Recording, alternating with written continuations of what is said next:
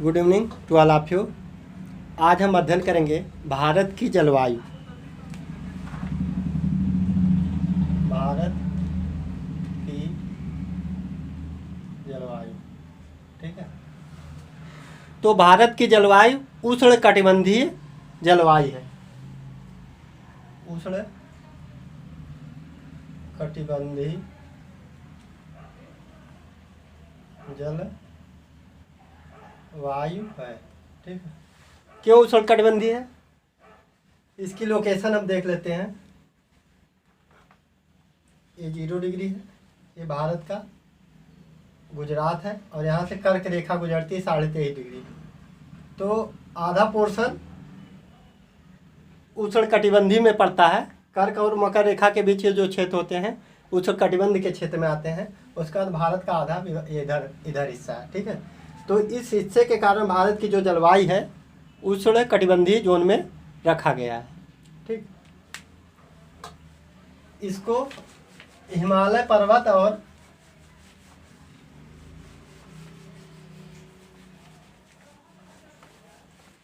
कहने मतलब कर्क रेखा और मकर रेखा के जो बीच देश हैं वो लगभग उष्णकटिबंधीय देश में आते हैं, ठीक है। भारत में जो है हिमालय पर्वत और हिंद महासागर इसको विशिष्टता प्रदान करते हैं। इसी कारण यहाँ की जलवायु उष्णकटिबंधीय है। विशिष्टता प्रदान कौन करता है? हिमालय पर्वत और हिंद महासागर इसको क्या कहते हैं? विशिष्टता प्रदान करते हैं, ठीक है। इस विशिष्टता के कारण यहाँ की जलवायु उष्णकटिबंधीय भी है। हिमालय क्या करता है? मध्य एशिया से आने वाली हवाएं होती हैं। मध्य एशिया में क्या होती है? ठंडी पड़ती है बहुत ज़्यादा, तो उस ठंडी हवाओं को आने से रोकता है, अवरोधक का काम करता है।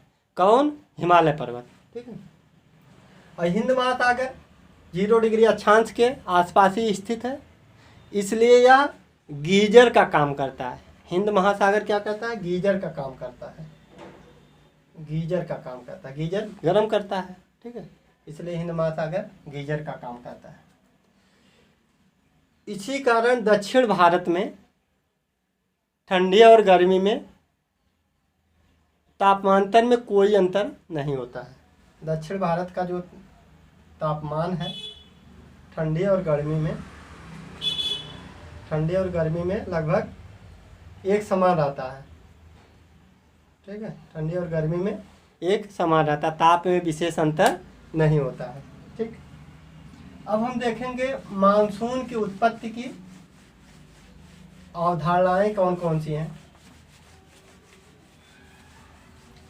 मानसून की उत्पत्ति के सिद्धांत कौन कौन से हैं उसको देखते हैं, ठीक है। मानसून की उत्पत्ति के सिद्धांत जो हैं, 2 सिद्धांत हैं इसमें, ठीक है। 2 सिद्धांत हैं। पहला सिद्धांत है परंपरागत अवधारणा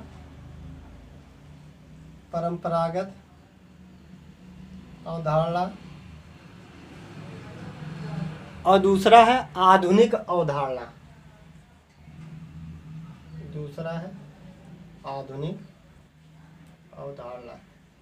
ठीक। पहला परंपरागत अवधारणा, दूसरा है आधुनिक अवधारणा। तो परंपरागत में क्या है? ITCZ है। इसको हम बोल सकते हैं इंटरट्रॉपिकल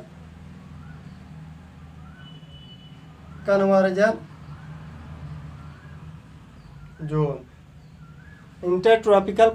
जोन। और इसमें जो है अवधारणा इसकी जेट प्रवाह है, ठीक है। तो एक अवधारणा क्या है? ITCZ, दूसरा है जेट प्रवाह। तो सबसे पहले हम अध्ययन करेंगे ITCZ के बारे में, ठीक, इंटरट्रॉपिकल कन्वर्जन जोन के बारे में।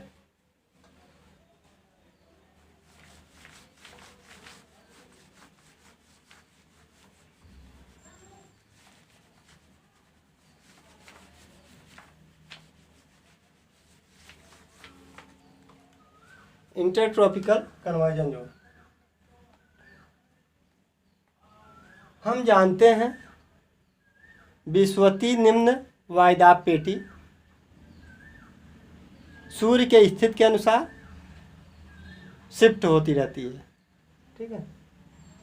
इसी को हम लोग सूर्य की स्थिति के अनुसार कर्क रेखा से मकर रेखा के बीच शिफ्ट होती रहती है। इसी को हम लोग ITCZ कहते हैं। तो क्या कह सकते हैं, विषुवतीय निम्न वायुदाब पेटी, विषुवतीय निम्न वायुदाब पेटी, विषुवतीय निम्न वायुदाब पेटी शिफ्ट होती रहती कहाँ से कहाँ के बीच में, कर्क रेखा से मकर रेखा के बीच में, ठीक है। इसी को हम लोग ITCZ कहते हैं। कहने मतलब सूर्य जिधर जाएगा उधर ITCZ शिफ्ट हो जाएगा, वहाँ पर निम्न वायुदाब बन जाएगा, विषुवतीय निम्न वायुदाब। कहने मतलब जहाँ पर सूर्य का प्रकाश पड़ेगा सीधा स्ट्रेट, वहाँ पर क्या होगा, निम्न वायुदाब। तो वहाँ पे जल वाष्पित हो जाएगा, ऊपर उठने लगेगा, इसी को निम्न वायुदाब कहते हैं। और जहाँ पर सूर्य की किरणें सीधी नहीं पड़ती हैं, वहाँ पर जैसे आपका 0 डिग्री के अक्षांश के आसपास 23.5 डिग्री, 23.5 डिग्री, ये आपका कर्क रेखा है, ये विषुवत रेखा है और ये मकर रेखा है। तो ये वाला जोन में लगभग सूर्य की किरणें लगभग सीधी पड़ती हैं, ठीक है। अगर यहाँ पे है सूर्य तो लगभग यहाँ तक सीधी पड़ेगी, और इधर है सूर्य तो लगभग यहाँ तक सीधी पड़ेगी, यहाँ तक, ठीक है। तो जहाँ पे सूर्य की किरणें सीधी पड़ेंगी वहाँ पर निम्न वायुदाब होगा।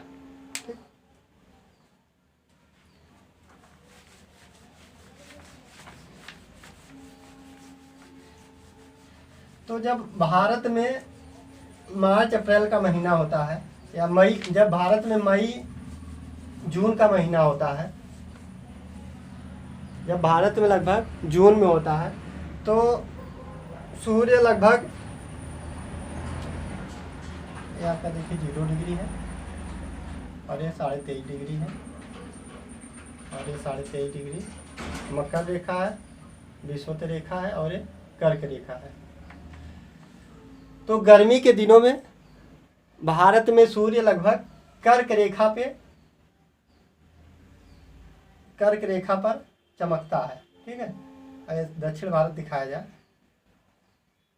ठीक, तो कर्क रेखा पर लगभग चमकता है, ठीक। ये है भारत की स्थिति, ये है।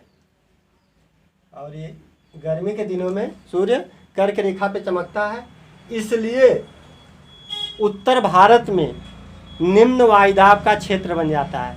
इसलिए उत्तर भारत में निम्न वायुदाब का क्षेत्र बन जाता है, निम्न वायुदाब का क्षेत्र बन जाता है। और हिंद महासागर में उच्च वायुदाब का क्षेत्र बन जाता है। और यहाँ पे हिंद महासागर में उच्च वायुदाब, हाई प्रेशर, ठीक है, हाई प्रेशर का क्षेत्र बन जाता है। यहाँ पर लो प्रेशर, ठीक। और हवाएं दक्षिण पश्चिम से, ये आपका दक्षिण है, दक्षिण पश्चिम से, ठीक, दक्षिण पश्चिम से उत्तर पूर्व की तरफ चलने लगती हैं।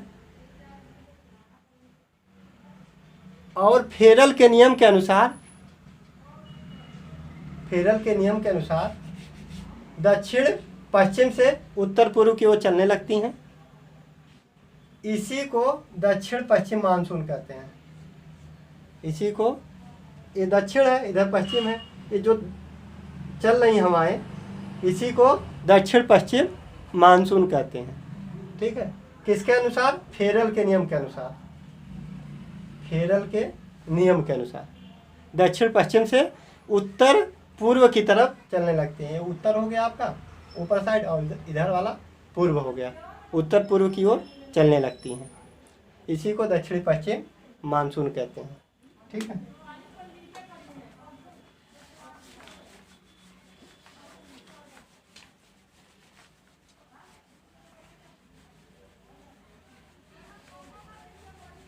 एक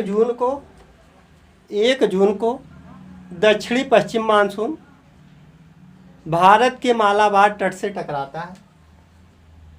दक्षिण ये दिखाया जाए इसकी स्थिति। ठीक है, तो भारत के मालाबार तट से टकराता है और यहाँ पर खूब वर्षा करता है और इसी के सहारे, मालाबार तट के सहारे यह आगे बढ़ता जाता है।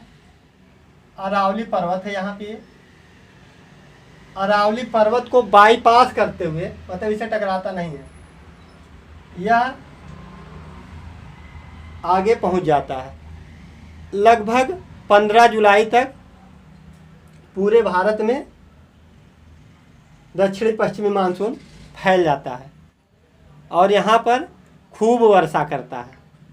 ठीक है, और यहाँ पर खूब वर्षा करता है। ये मानसून यहाँ पर उत्तर प्रदेश में वर्षा करेगा, उत्तर प्रदेश, बिहार, उत्तराखंड यहाँ पर खूब वर्षा करता है। ठीक है, दक्षिणी पश्चिम मानसून। और राजस्थान में वर्षा इसलिए नहीं कहता क्योंकि अरावली पर्वत जो है इसी के समानांतर है। और यहाँ पे टकराता क्यों है? यहाँ पे आपका शिवालिक हिमालय है, शिवालिक हिमालय से टकरा करके उत्तर प्रदेश, बिहार, उत्तराखंड में खूब वर्षा होता है।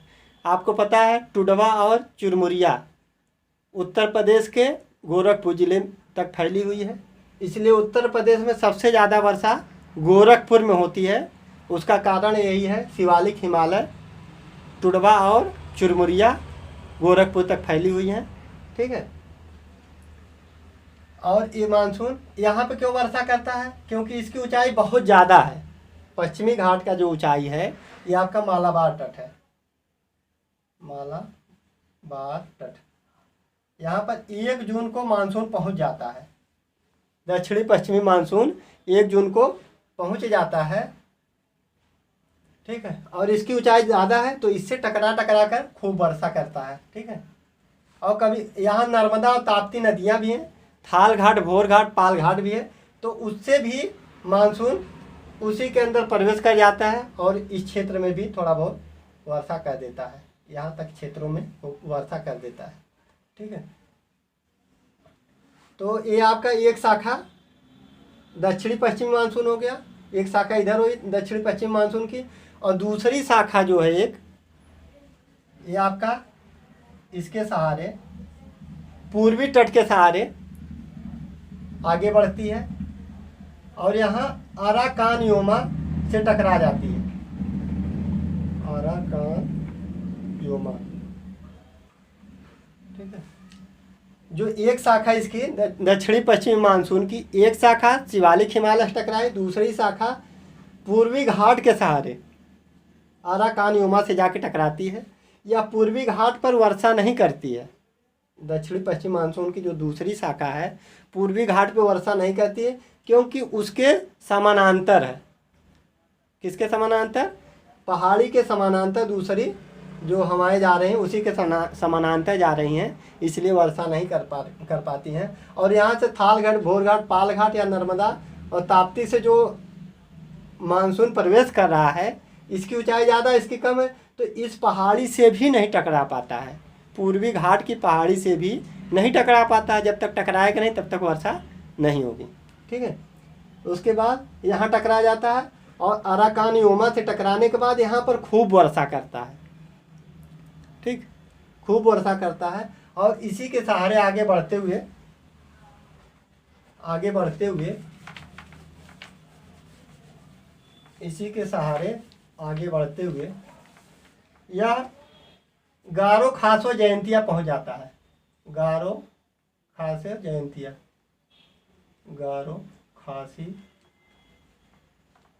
जयंतिया, ये आपके मेघालय के तीनों पर्वत हैं, गारो खासो जयंतिया। जो दूसरी शाखा थी पूर्वी घाट के सहारे यहाँ अराकानियोमा से टकराई, खूब वर्षा हुई और कहाँ पहुँच गई, गारो खासे जयंतिया। और यहाँ की जो शाखा थी तब तक ये भी शिवालिक हिमालय के सहारे मेघालय पहुँच गई, शिवालिक हिमालय के सहारे मेघालय पहुँच गई। ठीक है, शिवालिक हिमालय के सहारे मेघालय पहुँच गई। उसके बाद दोनों शाखाएं टकरा करके यहाँ पर घूम घूम करके खूब वर्षा करती हैं। दोनों शाखाएं इसी पर्वत श्रेणी में जा कर के फंस जाती हैं। तीनों तरफ से है गारो खासो जयंतिया, और यहीं पे फंस जाती हैं। फंसने के बाद यहाँ पर घूम घूम करके खूब वर्षा करती हैं। ठीक है, खूब वर्षा करती हैं। और मेघालय में ही स्थित आपका मासिन राम है, मासिन राम और चेरापूंजी, मासिन राम और चेरापूंजी है। यहाँ पे वर्षा, भारत में सबसे ज़्यादा वर्षा यहीं पे होती है। ठीक है, ये जो वर्षा का वो है लगभग 1100 सेंटीमीटर वर्षा होती है। मासिन राम और चेरापूंजी में कितनी वर्षा होती है, 1100 सेंटीमीटर वर्षा होती है। ठीक,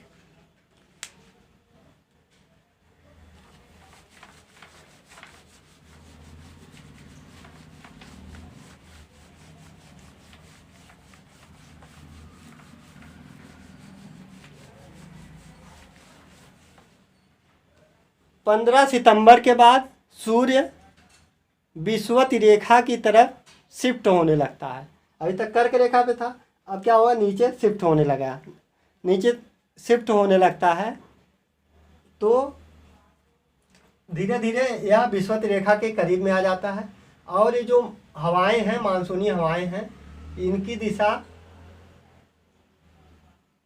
उत्तर पूर्व से दक्षिण पश्चिम की तरफ हो जाती है।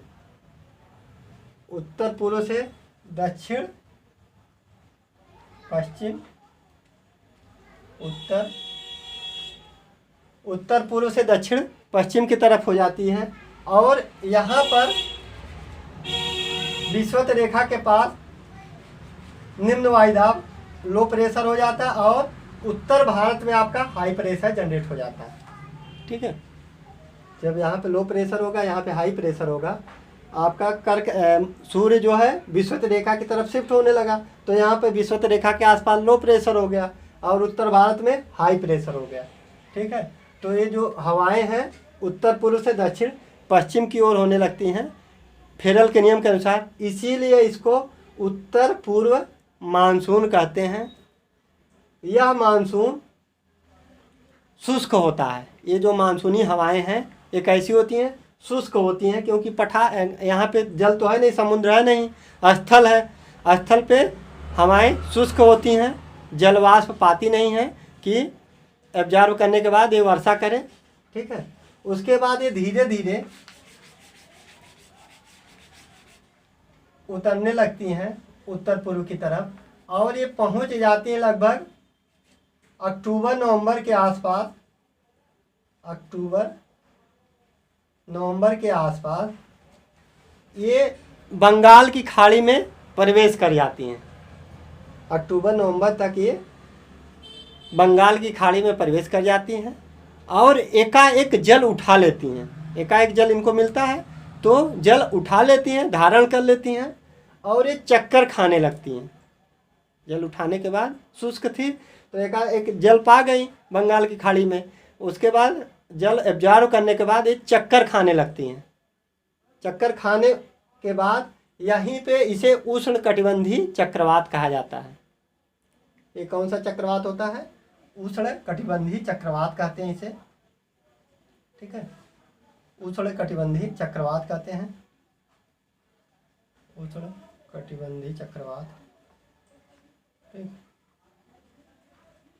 यह उड़ीसा और आंध्र प्रदेश के तट से टकराता है और खूब वर्षा करता है और तबाही भी मचाता है। यहाँ पर तबाही मचाता है उड़ीसा और आंध्र प्रदेश के तट पर खूब तबाही मचाता है। ठीक, तबाही मचाने के बाद या धीरे धीरे लगभग दिसंबर में कोरोमंडल तट से टकराता है। दिसंबर में कोरोमंडल तट से टकराता है। कोरोमंडल तट से टकराता है। कोरोमंडल तट से टकराता है और तमिलनाडु में वर्षा करता है। और तमिलनाडु में वर्षा करता है और यहीं से मानसून हिंद महासागर में पहुंच जाता है। तो हम कह सकते हैं यहाँ पे वर्षा नहीं होती, उड़ीसा और आंध्र प्रदेश में वर्षा नहीं होती है। ये चक्रवात वहाँ पे तबाही खूब मचाता है। ठीक है, उसके बाद हम देखते हैं